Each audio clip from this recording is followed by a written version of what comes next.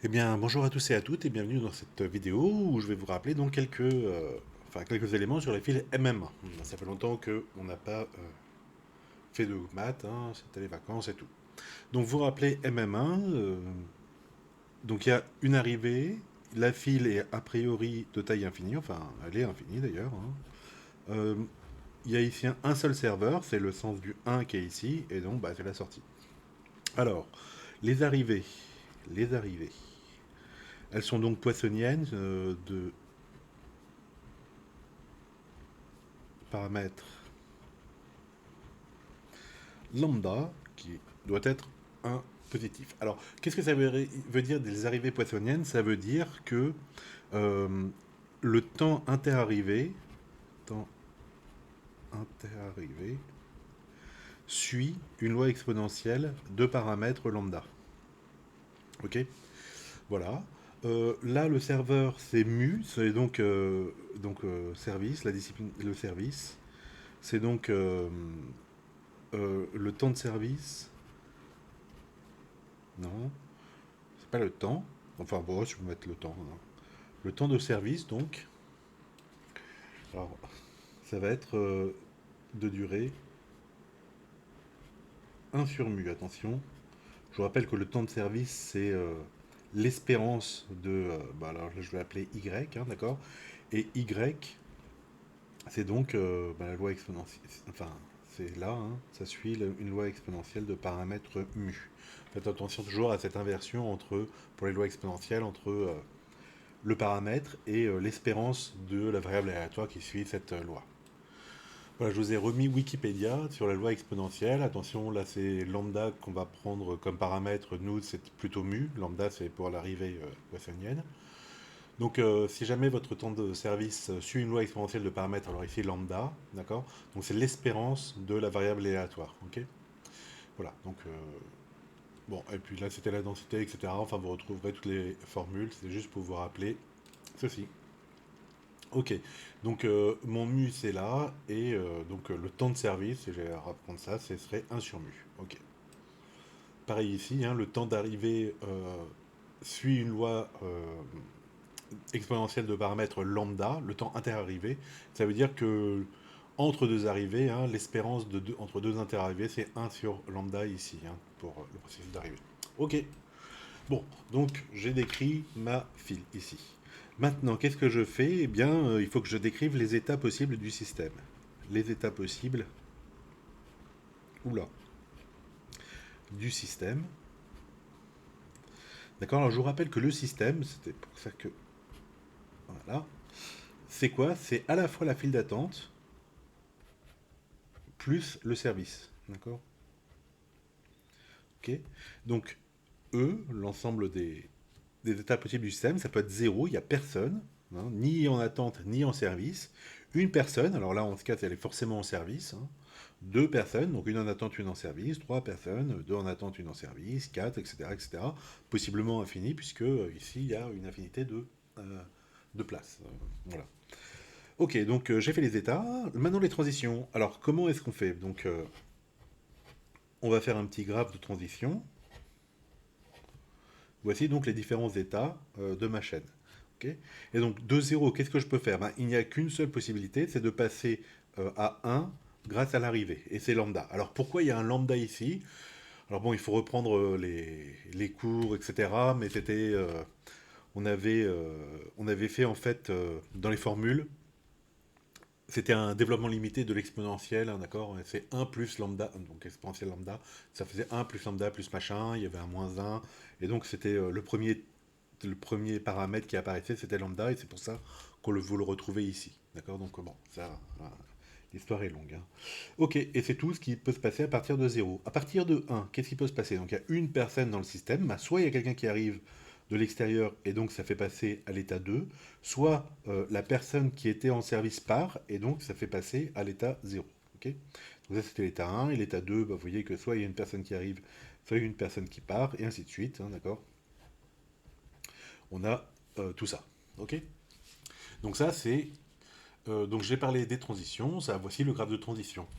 Alors quelles sont les équations d'état? Donc avant de parler des équations d'état, il faudrait dire qu'il y a un régime stationnaire Donc ça admet un régime stationnaire. Donc fil MM1 admet régime stationnaire si, si, si lambda est plus petit que mu. Alors, enfin, bon, je le dis comme ça, mais pourquoi, hein, d'accord? Bah, il faut que le temps interarrivée, d'accord, soit plus grand, et le temps interarrivée, donc le temps interarrivée, en moyenne, hein, paf, je vais mettre comme ça, soit forcément plus grand, ou ouais, plus grand, on va s'embêter, que bah, le temps de service. Vous êtes d'accord? Si toutes les 5 minutes, il y a quelqu'un qui passe la porte, mais que vous mettez 2 minutes à le servir, c'est bon. Normalement, la file, elle va toujours rester fixe. Par contre, si c'est l'inverse, si toutes les 2 minutes, il y a quelqu'un qui pousse la porte pour entrer dans votre resto et que vous mettez 5 minutes à le servir, bah là, ça, il va y avoir un bouchon, hein, d'accord? Et la file va prendre de plus en plus, ok? Et donc, comme on a dit, le temps interarrivé, donc c'est l'espérance de la variable aléatoire qui est une loi exponentielle de paramètres lambda. Donc ça fait 1 sur lambda doit être plus grand que 1 sur mu. Ok, bon, comme tout ça c'est positif, hein, quand j'inverse, ça me fait que le mu est plus grand que le lambda. Ok, voilà, ça me donne bien le mu est plus grand que le lambda ici. Ok, bon, donc il y a un régime stationnaire. Alors qu'est-ce que c'est le régime stationnaire? Eh bien, alors on avait vu, c'était pour ça qu'on avait fait ce graphe-là. Donc on va dire pi. Alors pi, voilà, pi c'est la distribution stationnaire.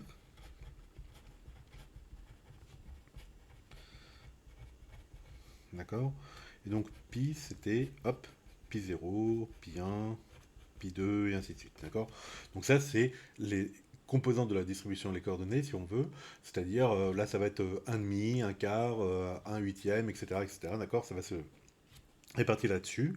Une chance sur 2 qui est 0 personne, une chance sur 4 qui est une personne, une chance sur 8 qui est 2 personnes, ainsi de suite. Mais il faut que, par exemple, la somme de tous ces trucs-là fasse 1, bien sûr. Parce que c'est une distribution de probabilité, hein. Voilà, et alors on avait vu que pour satisfaire ceci, c'était donc les équations d'état, donc en fait c'est un peu la théorie du flux comme on avait vu en RCP 105, hein. Donc qu'est-ce qu'il fallait? Il fallait que tout s'équilibre, donc qu'est-ce qui sort de 0? Il sort lambda pi 0, d'accord, ce paramètre-là fois le pi 0 ici, et qu'est-ce qui rentre? Il rentre le mu pi 1, d'accord, en 1, qu'est-ce qui sort de 1? Donc qu'est-ce qui sort de 1? Il sort, il y a un lambda ici, il y a un mu ici, donc lambda plus mu, qui est égal à, et qu'est-ce qui rentre dans 1? C'est lambda pi 0, hop là, plus mu pi 2. Ok? Pareil, je vais faire pour 2. Hein. Qu'est-ce qui sort de 2? C'est lambda plus mu. Alors attendez, là il y a le symbole machin, voilà, pi 2, qui est égal, et qu'est-ce qui rentre? Il y a lambda pi 1 plus mu pi 3. Ok, qu'est-ce qui rentre dans l'état 2? C'est ça. Ok, donc il faut l'équilibre. Pourquoi? Parce que à un moment donné, vous avez les distributions, et puis à l'instant d'après, donc là où il y a les transitions qui se passent, il faut que les chiffres restent les mêmes, d'accord? D'où euh, le flux entrant doit être égal au flux sortant, quoi. Comme ça, vous avez toujours la même chose hein, dans votre ici. Ok, alors après, qu'est-ce qu'on voit? On voit que par exemple, le lambda pi 0 qui est ici, c'est en fait un mu pi 1. Et puis, c'est le même ici, d'accord? Donc ça se flingue ici. Ok, et donc ça me donne que lambda pi 1 est égal à mu pi 2. Alors je recopie ça sans rien faire. Ok, là pareil, j'ai un lambda pi 1. Alors le lambda pi 1 c'est lui, hein, on la voilà, qui est égal à mu pi 2. Et vous voyez qu'il y a un mu pi 2 ici, d'accord? Donc ça me fait lambda pi 2 est égal à mu pi 3 et ainsi de suite. Donc on voit que là c'est homogène hein, comme formulation. Ça me fait que lambda pi k est égal à mu pi k plus 1. Ok, ou encore que, je le mets là, pi k est égal à, non, pi k plus 1, c'est mieux, c'est égal à lambda sur mu pi k. D'accord? Ça, je l'appelle rho. Ok? Voilà, donc pour passer de l'étape K à l'étape K plus 1, j'ai toujours à multiplier par rho. Et donc ça me donne une suite géométrique. Ok? Voilà, alors après, en utilisant le fait que la somme, non, oui c'est ça, la somme des choses fait 1, la somme de tous ces trucs fait 1, on peut en déduire la forme de pi k, hop, hop, hop, je le mets ici, pi k pour vous rappeler. Je vais quand même essayer d'écrire droit. C'est donc 1 moins ρ, le terme initial, fois ρ puissance k. D'accord? Bon, vous reverrez ça. Mais donc là, c'est la distribution stationnaire. Alors, il fallait aussi que je vous parle du générateur infinitésimal. Donc, c'est une autre façon d'écrire ces équations-là. Souvent, je les ai écrites comme ça, parce que finalement, je trouve ça plus simple que le générateur infinitésimal. Mais on va devoir faire le générateur infinitésimal ici. Donc, on va réécrire ça, mais sous la forme matricielle, en fait. Alors, allons-y. Donc, je vais refaire rapidement le petit dessin, donc avec les états, le graphe de transition. Donc, ça monte en lambda, et ça redescend en mu. Voilà, et ainsi de suite, ok? Bref, ok. Alors il y avait une autre façon de faire ça, c'est donc d'introduire A, la matrice. Alors ça ressemble à une matrice de transition, mais ça n'en est pas du tout une. Bref, alors, on va avoir donc les états. Alors il y a une infinité d'états, hein, mais donc on va lister les états. Donc je vais commencer par l'état. Alors ça, en général, on ne met pas, hein, c'est pour ça que je vais mettre les couleurs. C'est juste pour dire la ligne, voilà, cette ligne-là, elle représente l'état 0, l'état 1, l'état 2, l'état 3, et ainsi de suite. Et là, l'état 0, l'état 1, l'état 2, l'état 3, et ainsi de suite. Ok, c'est parti.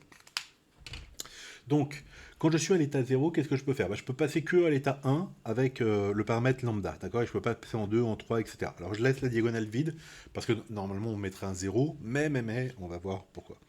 Quand je suis à l'état 1, qu'est-ce que je peux faire? Je peux passer à l'état 0 avec le paramètre mu, ou je peux passer à l'état 2 avec le paramètre lambda, et puis après il n'y a que des zéros. Et pareil, pour l'état 3, je peux passer à l'état 2. Donc si je suis à l'état... Non, non, attendez, je suis à l'état 2 déjà. Hein, l'état 2. Je peux pas passer à l'état 0. Je peux passer à l'état 1 avec mu. Je peux pas faire en état 2, mais je mets pas le 0 ici. En état 3, je peux y aller avec lambda, et puis machin, et ainsi de suite. D'accord? Donc 0, 0, mu, hop, lambda, et hop, hop. Ok? Donc voilà, ça ressemble beaucoup à la matrice de transition, mais, sur la diagonale, en fait, au lieu de mettre des zéros, parce qu'on ne reste pas, hop, c'est comme ces transitions, hein, on ne reste pas de 0 en 0, de 1 en 1, etc. On va mettre un truc qui va nous servir pour la suite, et en fait, on va mettre moins la somme de toutes les coefficients de la ligne. D'accord? Donc là, c'est moins lambda, là, c'est moins lambda plus mu, là, c'est moins lambda plus mu aussi, en fait, c'est tout le temps moins lambda plus mu après, d'accord? Et ainsi de suite. Alors, c'est une matrice qui est théoriquement infinie, puisqu'il y a une infinité d'états. Alors, pourquoi ce truc-là? Eh bien, c'est parce que cette matrice, elle va nous permettre d'avoir les équations d'état sous forme matricielle, d'accord? Donc là, je les avais écrits comme ça. Mais si je recommence avec la matrice A, donc matriciellement parlant, je vais donc avoir mon vecteur pi, d'accord? Donc toujours le même, hein, pi 0, pi 1, pi 2, etc. Donc infinité, hein, d'accord? Et donc je vais résoudre, en fait, ça revient exactement à résoudre l'équation pi fois a égale à 0. Alors on va regarder. Donc imaginons j'ai pi. Alors pi fois a, je vais le mettre ici, le pi, d'accord? Comme ça, fois a, ça va faire bien. Donc pi c'est pi 0, pi 1, pi 2. Bon, je vais pas écrire trop, hein, parce que c'est infini. Donc allons-y. Qu'est-ce que j'ai? J'ai moins lambda pi 0. Quand je fais le produit, hein, pi a égale à 0.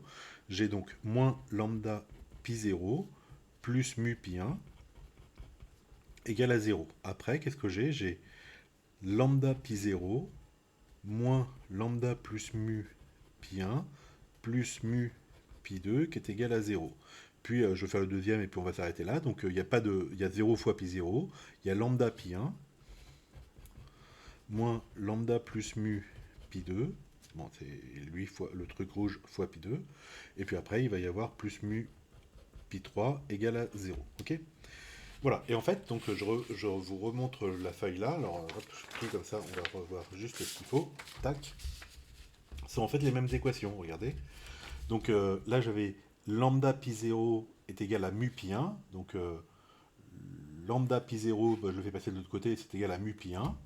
Après, j'avais pi 1 facteur de lambda plus mu égale. Donc si je le fais passer de l'autre côté, ça fait pi 1 facteur de lambda plus mu, de l'autre côté, égale. Et là, ça me fait lambda pi 0 plus mu pi 2. L'équation d'après, donc pareil, hein, j'ai lambda plus mu pi 2.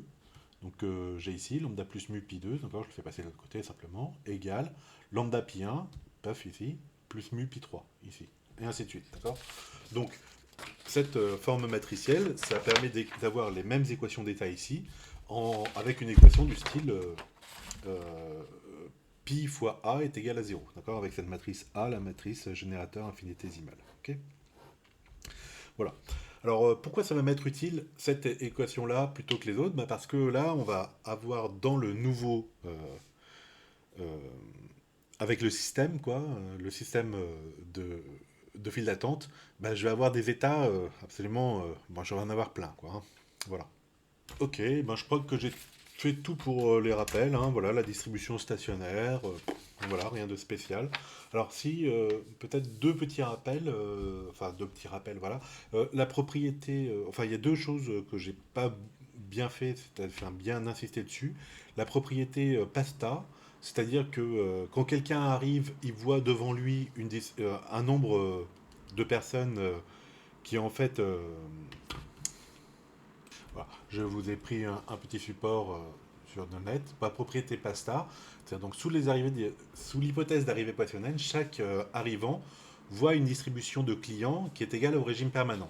Donc quand vous avez donc une arrivée avec le taux de paramètre lambda, ben voilà, le nouvel arrivant, il voit devant lui 0 personne avec la probabilité pi 0, une personne avec la probabilité pi 1, et ainsi de suite, et ainsi de suite, où les pi, ce sont donc mes distributions stationnaires. Et puis quelque chose qui va être utile ici, parce que donc on va combiner la file de sortie ici, ça va être la file d'entrée de l'autre. Et donc en fait en régime stationnaire, alors il faut le démontrer, hein, c'est assez compliqué, mais en régime stationnaire, en fait le flux entrant, bah, c'est égal au flux sortant globalement, d'accord? Et donc, parce que donc c'est un phénomène de Poisson ici, donc il y a une indépendance des temps interarrivés, on se rend compte qu'il y a une indépendance des temps intersortis ici, etc. Et donc si là c'est une, euh, une entrée poissonienne de paramètres lambda, là ça va être en régime constant une sortie poissonienne de paramètres lambda, d'accord? Bah, les gens qui rentrent, ils sortent, et puis globalement, euh, les propriétés d'indépendance, etc., se retrouvent ici. Voilà pour ce petit rappel sur la file MM1.